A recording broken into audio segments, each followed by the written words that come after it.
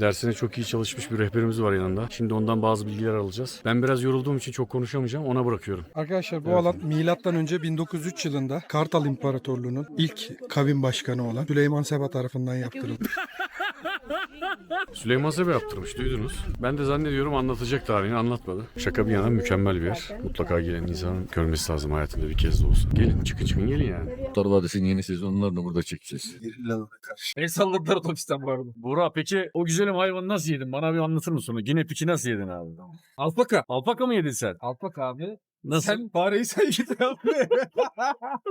1535 civarlarında yapılmış. Pardon 1430. İspanyollar fethedince buralar tabii yüksekte kaldığı için burayı keşfedememişler. Burayı keşfedememekleri için burada birazcık devam etmiş durum. 1900 yılların başlarında bulunmuş tekrardan. Bulunduktan sonra da işte zaten dünya mirası olarak yerini almış. Yıllardır bu şekilde korunuyor. Reis buraya gelmesi lazım. Burayı biraz düzenlemesi lazım. Burada biraz problemler Yol var. yok mesela. Tren yok. Olmaz böyle. Tünel yok. Tünel yok. Uçak yok. Bu Mobil ne abi? bankacılık yok. Yani hiçbir banka yok. Eczaneden şey bozuluyor. Buzdolabı yeni bulunmuş burada. Buzdolabı yokmuş. Buzdolabı yeni geldi. Cusco'daki evimizden iyi akşamlar diliyorum. Odayı göstereyim. Kim yaptı bunu? Çok tatlı. Nasıl abla? 1,5 kişilik yatak var. Koltuklar var. Mutfağı var. Burada bir tane çift kişilik yatak var. Dolap, banyo. Evet. Yani fiyatına göre çok iyi. Şimdi İnkarail ile buluşma noktasına geldik. Olay tam bu otobüsüne gitmek için terminale götürecekler. Böyle bir servise biniyoruz. Biz otobüs sanmıştık ama bizim uzun öğrenci servislerinin şey gibi. Bir arabayla olay tam boya kadar gideceğiz. Tren orada binecekmişiz. Kurtlar Vadisi'nin yeni sezonlarını burada çekeceğiz. Bir de Guatepe'de çekeriz. Galapagos'ta çekeriz.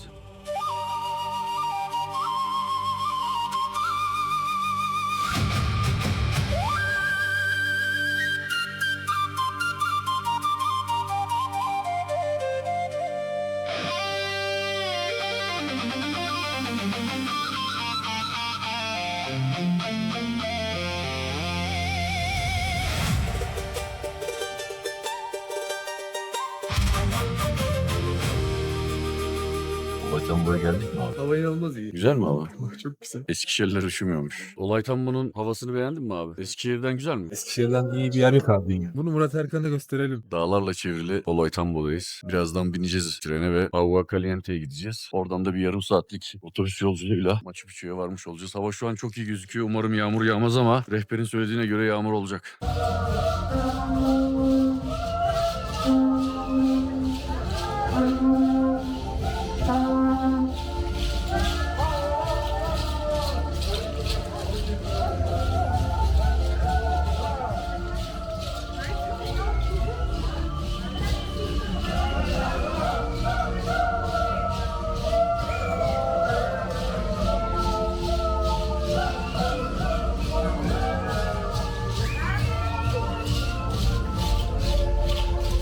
Nasıl abi?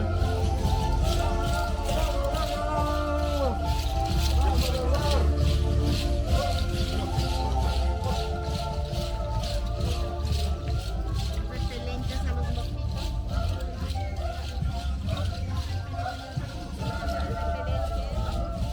Onlarla beraber gidiyoruz. Çok komikler.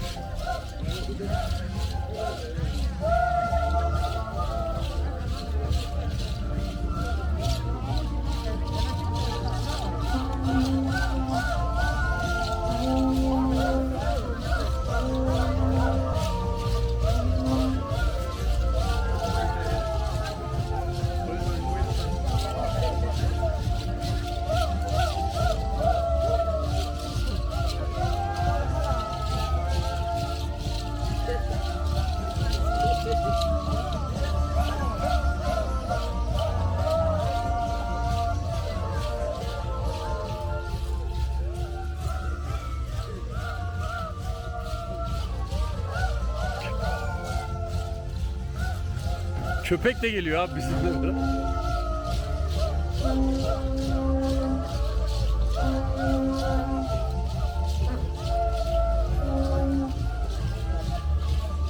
Herkes dedi ki $100 alınca. Abi burada nereden baksan şimdi 40-50 kişi var. 200'e en az $200. Ben de oynarım böyle, ne var yani.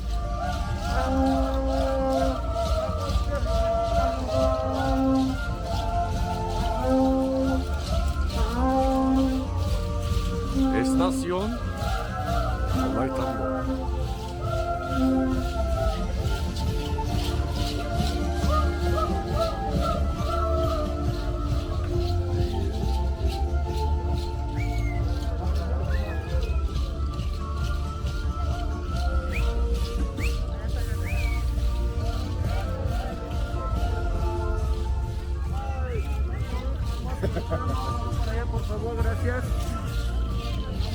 Burası tren istasyonu olay tatlı. Şimdi kendi trenimize doğru gidiyoruz. Çok değişik insanlar ya. Bizim tren herhalde o. Biz onları takip edelim. Bizim tren başka olabilir belki. Trene biniyoruz şimdi. Gayet güzel kokuyor abi. Trenimiz böyle her yeri full cam. Güzel manzara alabilmek için. Trenimize bindik. Yerimiz çok güzel. Birinci klas. Birinci klas. Sasa Beşiktaşçıların klasıymış. Sasa mağdurları. Mağdur değiliz. Yok şaka bir yana da. Sasa Daha öyle bir Beşiktaş mağdurluk yok da. buraya. Bize kızıyor insanlar da. Biz tabii düşük maliyetli olduğumuz için biz çok umursamıyoruz açıkçası. Ben umursuyorum ama maliyet düşürmeye çalışıyorum. 40 geçe veya 50 geçe kalkacağız herhalde. Güzel manzaralar görürüz umarım. Tren yolculuğumuz başladı. Yaklaşık 1,5 saat sürecek. Buranın ya şu an Naska'da yaşadığımız bir anıya giriyoruz da gözlerimiz yaşlandı vallahi. Ya onun da hikayesini yaparız inşallah. Başkanım burada. Solle konuşuyor, Solle. Güneşle konuşan adam. Kusko'nun yeni amigoları. En öndeyiz, kaptan da burada. Dedim ben size biletleri ilk gün. Ne bileyim hepimiz bir takip edeceğim. Bende şeyi var. Burada mıyım lan ben? Evet abi ben öyle görüyorum yani arada sırada yalan değil yani. Evet müthiş bir manzara var. Gerçekten güzel. Doğa hakkında İspanyolca bir şeyler söyler misin? Nature. Eres atractivo. Abi internet çekmesi hakkında bir yorum yapar mısın? İnternet çekmesi GSM firmaları 4-5 tane firması var. Adamların her yerde hatları çekiyor. İşte burada bile çekiyor. 4000 metrede de çekiyor. Ya arkadaş ben Karaburun'da bir Turkcell'e bağlanacağım diye çektiğim eziyetin haddi hesabı yok ya. Buradan Turkcell yetkililerine sesleniyoruz. Karaburun'a Ne lütfen. Vodafone çalışır, ne Turkcell doğru çalışır. Telekom'u söylemiyorum bile Direkt zaten. Yunanistan'a bağlanıyor. Hayır.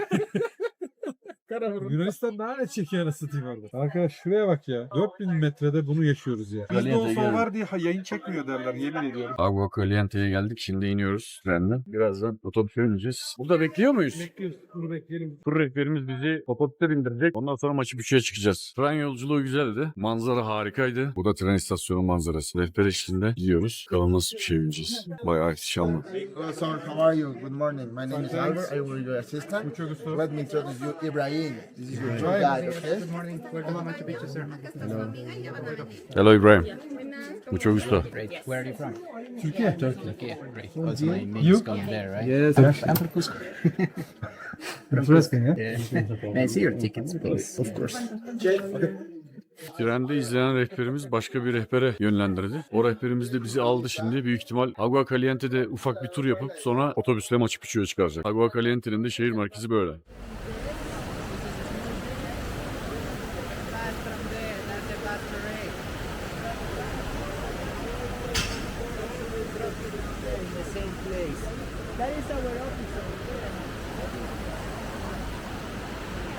Ya tur almak mantıklı. Hiç ne yapacağım, ne edeceğim, ne olacak, ne gidecek diye uğraşmaya gerek yok. Her şeyinizle ilgileniyorlar. Agua Caliente'den Machu Picchu otobüsüne bindik. Bir yarım saat daha gideceğiz. Sonra Machu Picchu'dayız. Çok sallantılı ve ses var. Açılan camdan dolayı çekim yapmak istemiyorum. Do you wanna say hello our vlog? De donde eres? Geldik Machu Picchu'ya. İnanılmaz sıcak oldu. Birdenbire hava. Tabii erken çıkmıştık, kalın giymiştik. Şort giyecektim ama çok moskito var dedi. Bence giyme dedi. Maalesef biraz eşofmanla yanacağım ama baktım çok kötü oldu, artık şey yaparım. Tekrardan çıkartırım. The mountain over there, team. That's the Huayna Picchu mountain. That's Huayna that takes you Picchu. to the tip top of that mountain. And you need an admission ticket to go up there. You have to put it on that. Ekstradan almamız gerekiyordu. Biz almadık onu.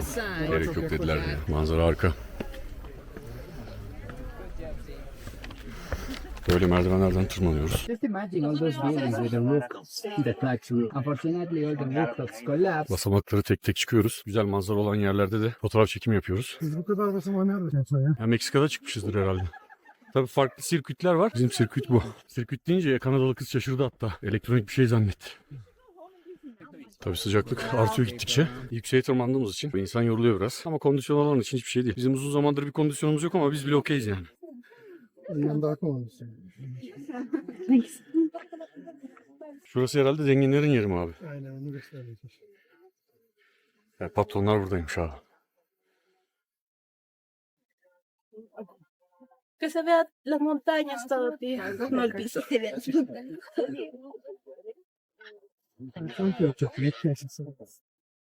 Mention 4 hours. No, yeah, I can. Let's just do that one. Oh, fine, I'll come down. You did it! Woo! Terraces. This area, Kadar. these terraces for farming to produce corn.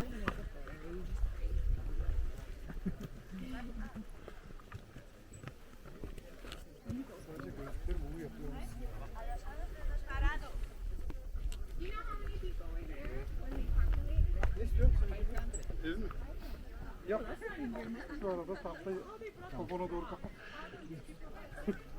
Bizim sirkütte var mı oralar acaba? If I'm gonna hold the phone, I can't. My hands are shaking. I took so many selfies and I haven't even broken my camera yet. Yay! Yükseğe çıkartacağım. Machu Picchu'nun galiba en güzel görüntüsü burası.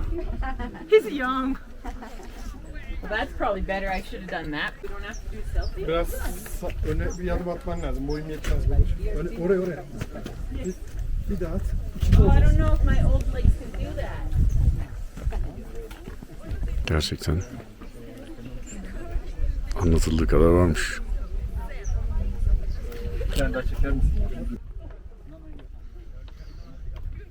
Yani bakmaktan, kendi gözlerimle incelemekten açıkçası çok fazla çekim yapamıyorum. Yeteri kadar çektiğimi düşünüyorum. Tabii ki aşağı inince yine tekrardan çekimlere devam edeceğiz.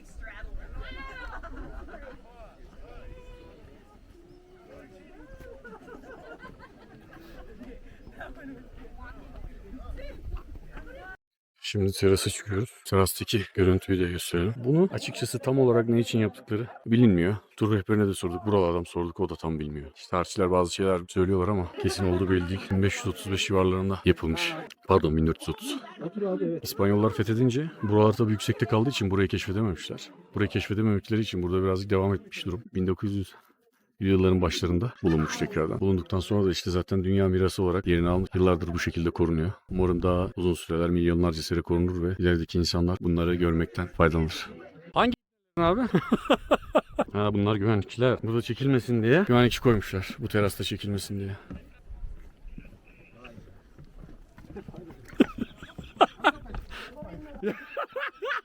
Hep aynı abi.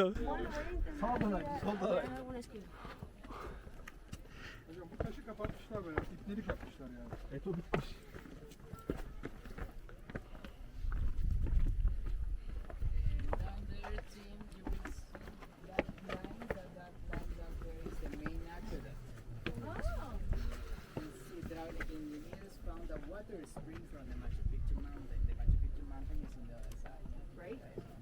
Şimdi şehirden giriş yapmaya başladık.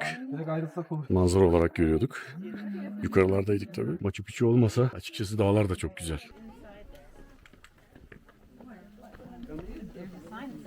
İçeriye girdik. Kapıda da fotoğrafımızı çektirdik. Astronotların, bilim adamlarının olduğu evlere, insanların yaşadığı yerlere gidiyoruz yavaş yavaş. Burası giriş.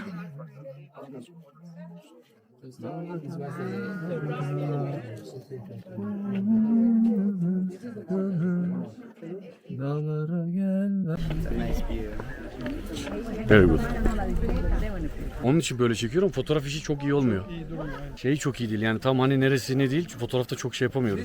Güneşler oluyor. Allah muhafaza. O yüzden telefondan da çekelim arasına. Şahsen burası hakkında röportaj vereyim. Ver abi. Dersine çok iyi çalışmış bir rehberimiz var yanında. Şimdi ondan bazı bilgiler alacağız. Ben biraz yorulduğum için çok konuşamayacağım. Ona bırakıyorum. Arkadaşlar bu alan milattan önce 1903 yılında Kartal İmparatorluğu'nun ilk kavim başkanı olan Süleyman Seba tarafından yaptırıldı.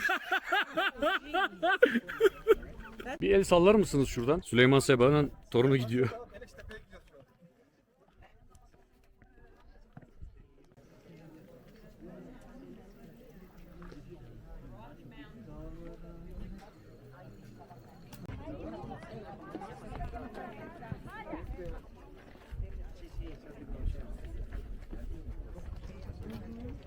Lots of it, yeah. Just take a little bit. Just those. The different angles. All these people practice that these borders. İki tane Türk buldum. Machu Picchu'nun içinde. Şeyden bahsediyorlar. Bu Türkiye'de de var. Efes'te var. Rize'de var. Yok işte. Teraslar Rize'de. Teraslar Rize'de. Tonlar da aynısı Efes'te Efes'te var. Aydın'da Apollon'da var. Abi bunun aynısı. Abi aynısı Efes'te var. Buğra öyle diyor. Aynı taş. Tam Meksika'da da benzer şeyler vardı. Şurada Rize'de çay şeyleri aynı böyle teras şeklinde abi. O da var. O da var. Gerek yok yani gelmeyin.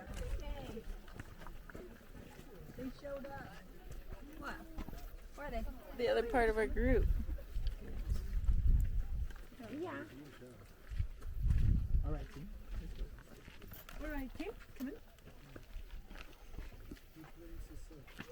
Bunlar çay tarlasıymış. Çay terası. Dağlarda Toros. Nerede abi? Bu dağlardan nerede var? Kuzeydoğu Anadolu var. Küre mi? Tabii. Şey abi, Kaçkarlar. Bunlar Kaçkarlar. Ondan sonra şurası çay tarlası. Çay tarlası. Ondan Taşlar Efes zaten. Taşlar Sümela falan o tarz. Yani hiç Türkiye'de hepsi var. Hiç paranızı harcamayın. Reisin dediği gibi yastık alttaki paraları da bozdurun Türk lirasına çevirin. Hiç gerek yok. Şimdi Buralar boş işler. Sinekler falan var. Türkiye'de sinek de yok. reis buraya gelmesi lazım. Burayı biraz düzenlemesi lazım. Burada biraz problemler Yol var. yok mesela. Tren yok. Olmaz böyle. Tünel yok. Tünel yok. Uçak yok. Bu Mobil ne abi? bankacılık yok. Yani hiçbir banka yok. Eczaneden şey bozduruyoruz. Buzdolabı abi. yeni bulunmuş burada. Buzdolabı yokmuş. Buzdolabı yeni gelmiş. Mazot yok, gaz yok, benzin yok, hiçbir şey yok. Bitmiş burası, bitmiş. Peru bitmiş abi. Kesinlikle reisin buraya gelmesi lazım. İnternet daha yeni. Valla bilgisayarı yeni getirmişler. Daha bu sezon gelmiş. O da büyük kocaman kasabalardan. Şu kripto şeyleri çözen vardı ya Almanların 2. Dünya Savaşı'nda, o da kadar onlardan var. Bir dakika şuraya çekeyim, burası güzelmiş. Makarayı bırakıp. Abi mesela bu adam bak Meksika'da herif bu alanda ne yapıldığını anlatıyordu. Anlatsın biz de burada ne yapıldığını. Burada Anahtar, o çukurlar ne var burada? Ha? Anlatmadı işte bunları. Bak bu çukurların her birinin bir anlatı. evet. Ben İngilizcesini izledim ama şimdi hatırlayamıyorum. Burada bir taş var. Adamlar sanat yapmışlar işte. Sıra dağları devamını yapabilmek için. Buğra diyor ki yazılı kayarı var bundan diyor. Aynısı. Aynısı. Daha güzel hatta. Üstünde bizimkinin işlemeler var. Motifler var. Taş da bu. Taş bu yani. Bakın. Siz de karar Buradaki su. Tarihsel olduğuna çok inanmadık değil mi? Ya bunu yalan. Ben tarihsel olduğuna inanmadım çok. Sonradan hikaye olmuş Sonradan olabilir. eklenmiş olabilir bu. Lo que ustedes ven aquí, por ejemplo, otro tipo de construcción, una lagartijita. Sin la colita. Abi bak burada hani bir şey anlatılıyor. Abi bu senin dilin, ben onu anlamıyorum.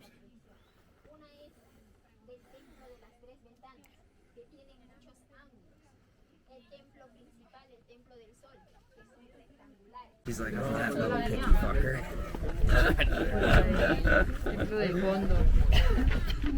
That kid needs huevos con queso. And you had tadpoles that you were growing as pets. Well, yeah, we go capture the toads at the pond and we put them in a big. No, that's not where they're from. You got them from They're from Discovery. They never turned into frogs. Desde este punto, quiero que vean la simetría de las ventanas, una tras otra, perfectamente alineadas. They were leopard frogs. You don't know that? You got them from Discovery Channel. It would have been. Pero lo va moviendo. ¿Dónde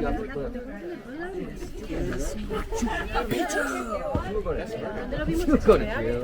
She'll not go home then.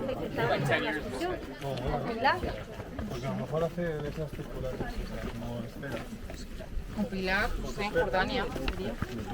Sería Jordania, ¿no? Evet abi. Pilar. Çıkışa geliyoruz yavaş yavaş. Evet yavaş yavaş.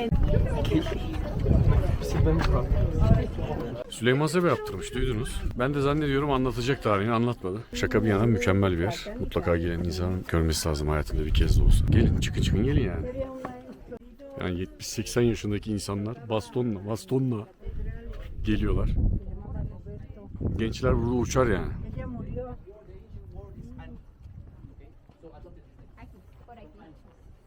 Ben elimden geldiği kadar yavaşlatıyorum abi. Room over there and fills the entire room of light. The first week of August, which was the beginning of the planting season. Su Machu Picchu dağından geliyor. Don't drink it, don't drink it. Daha şu tarafta. Oradan buraya suyu getirmişler işte binlerce yıl. Sandık abi. Turumuz yavaş yavaş sonlanıyor. Bazı bölümleri tabii ki çekemedim.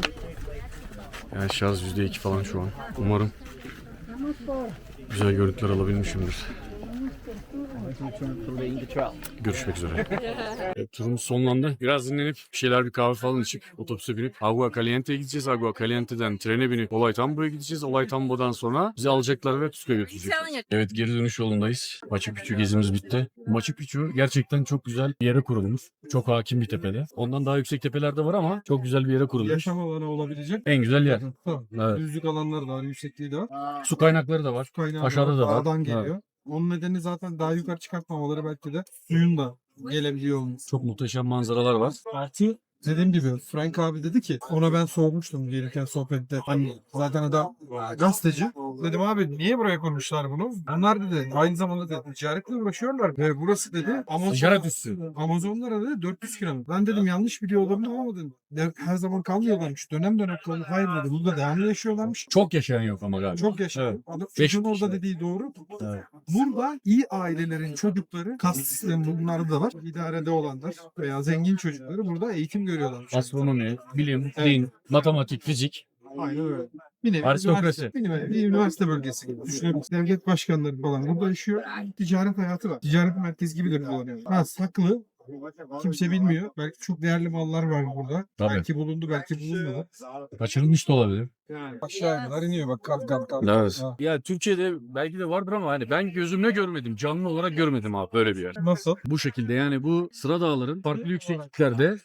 Aynı var mı abi Toroslar'da? Aynısı mı abi? Güneydoğu Anadolu dağları Böyle sivrilik, keskinlik yok ya bizde. Orada. Gidince açıkçası Türkiye'ye dönünce inceleyeceğim. Ben Hakkari Yüksekova'da askerlik yaptım kardeşlerim. Hakkari Yüksekova'da. Hakkari'de yoksa hiçbir yerde yoktur abi. Hakkari'de var. Hakkari'nin en meşhur dağı. Gerçekten böyle çok iyi sivil.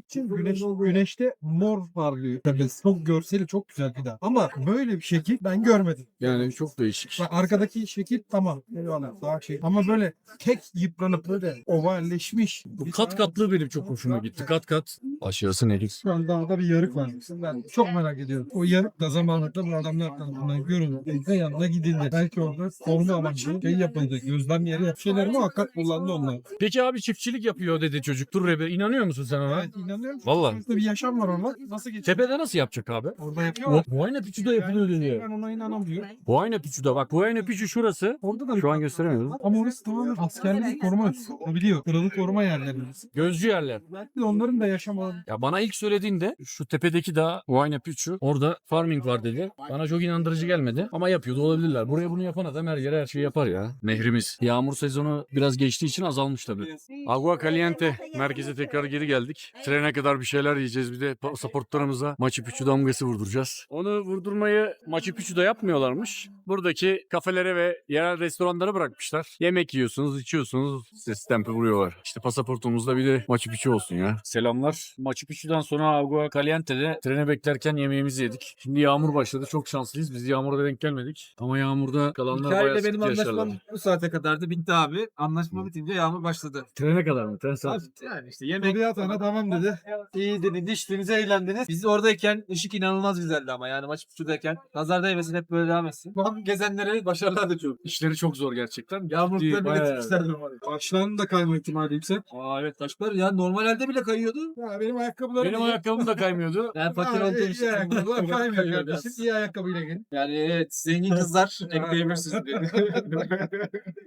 Bu çocuğun sugar mama ihtiyacı var. Aynen benim Valla desteğe ihtiyacım. Valla bilmiyorum. Solomon ve Kolombiya sponsor olur mu ama yani o ayakkabıların ürettikleri için çok teşekkür ederiz. Evet teşekkürler Solomon. Yani 25-26 derece kalın çorap vardı ayağımda. Ayağım yanmadı yani. Soğukta da ayağım üşümüyor. Teşekkür ederiz. Ben zaten yıllardır hissetmiyorum. Evet, evet.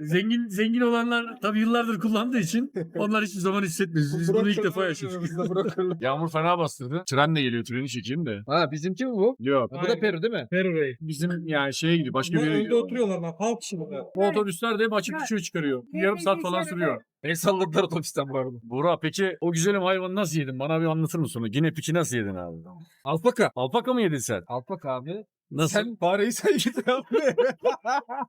Kesilmiş zaten dedik hani yapacak Yani bir şey yok. zaten, Hani aynen. Kurtarma şansımız Tamam. olmadığı için. Alpaka ve fare yedik maalesef. En Fare azından- de değil, Guinea pig. Bu Guinea domuzu dedikleri. Raniler yemesin bari biz yiyelim. Düşünen insanlar yesin dedik. Patron da normal et yedi. Tam orta kızarmış, ağzına layık. Loko. Beğendik mi peki ya? Abi canım beğendik. Acayip beğendik. Eliler biraz büyük geliyor değil mi abi? Tabaklar hep dolu dolu. Tabaklar çok dolu. Mesela hiç ekmek yemiyoruz. Gerek yok. yok, hiç yok. Ekmek yenmiyor kesinlikle. Zaten patates Ya, getiriyorlar o yetiyor. yetiyor. Hep patates var. Yani burada kilo verebilme ihtimalimiz var gerçekten. Gerçi biraz alkol alıyoruz. Alkol yüzünden belki veremeyebiliriz ama burayı kesmemiz lazım herhalde. Alkol şey olur. Alkol bir şey aldı. Reis Böyle kızmasın. yiyip koyarsın. Reis kızmasın.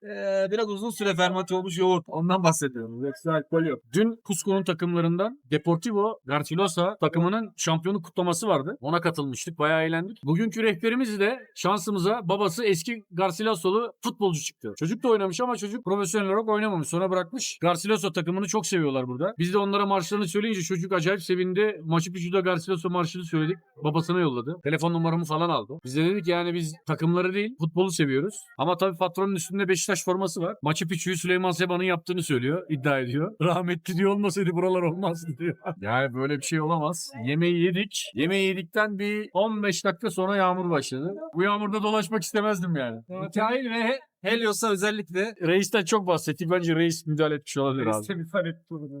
Treni nasıl yürüyeceğiz peki abi? Yağmurlu olmayan arkadaşlar var. Tren neresi? Şurada hadi yani.